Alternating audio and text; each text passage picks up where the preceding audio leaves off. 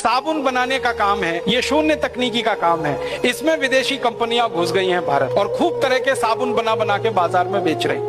साबुन बनाना कोई हाईटेक काम नहीं है, उच्च तकनीकी का काम नहीं है, उसमें विदेशी कंपनियां घुसी हुई हैं जिनकी संख्या कम से कम 50 है। हिंदुस्तान लीवर है, प्रॉक्टर एंड गैम्बल है, कोलगेट पामोलिव है, ऐसी 50 से ज्यादा विदेशी कंपनियां साबुन बना के बेच रही हैं अलग अलग नाम से।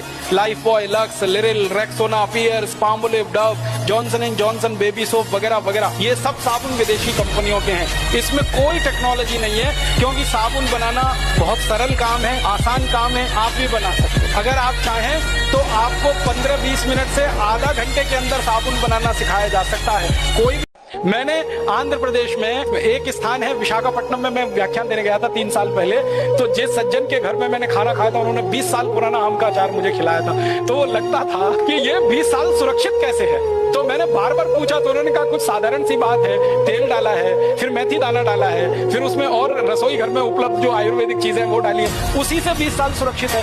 विदेशी कंपनी को तो उतनी सुरक्षा हो ही नहीं पाती, वो तो 2-3 साल में ही उनका आम का अचार खराब हो जाता है। और ज्यादातर विदेशी कंपनियों के आम के अचार के पैकेट पे लिखा रहता है कि 3 महीने से 6 महीने में खा के इसको खत्म कर दीजिए, नहीं तो बेकार हो जाए। कौन सी टेक्नोलॉजी उनके पास है जो आम का अचार बेच रहे हैं, या बोतल में पानी भर के यहाँ बेच रहे हैं, या जूते चप्पल बनाकर बेच रहे हैं, या डबल रोटी पाव रोटी बनाकर, या बिस्किट बनाकर, या ट्रॉफी चॉकलेट बनाकर, ये सब। और ऐसे ही एक दूसरा विषय है भूषा।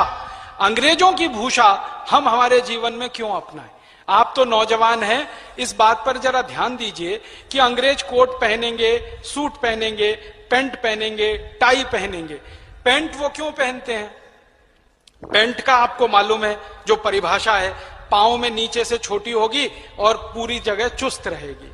अब ये पैंट इंग्लैंड में पहनने की परंपरा 14वीं-15वीं शताब्दी से आई, और वो 14वीं-15वीं शताब्दी के पहले बड़े दुखों में रहते थे, क्योंकि पैंट ईजाद नहीं हुई थी, तो वो चर्म खाल लपेट के रहा करते थे।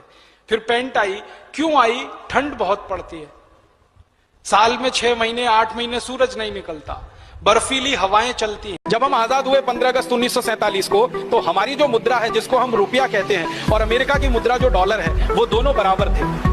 1 रुपया 1 डॉलर के बराबर था 15 अगस्त 1947 को। और हमारा जो रुपया है और स्टर्लिंग पाउंड है ब्रिटेन का, वो भी बराबर था। 1 रुपया 1 स्टर्लिंग पाउंड। फ्रांस की एक मुद्रा है, उसका नाम है फ्रैंक, तो भारत का 1 रुपया और फ्रैंक बराबर था। जर्मनी की उस समय एक मुद्रा चलती थी ड्यूशमार्क, तो ड्यूशमार्क 1 और भारत का 1 रुपया बराबर था। माने दुनिया के 4 प्रमुख देशों की एक मुद्रा का भारत के रुपए के साथ तुलना किया जाए तो बराबर था। 1 रुपया 1 ड्यूशमार्क, 1 रुपया 1 स्टर्लिंग पाउंड, 1 रुपया 1 डॉलर, 1 रुपया 1 फ्रैंक, ऐसी स्थिति थी। अब कीमत गिरते गिरते गिरते गिरते आ गई है 50 रुपए 1 डॉलर।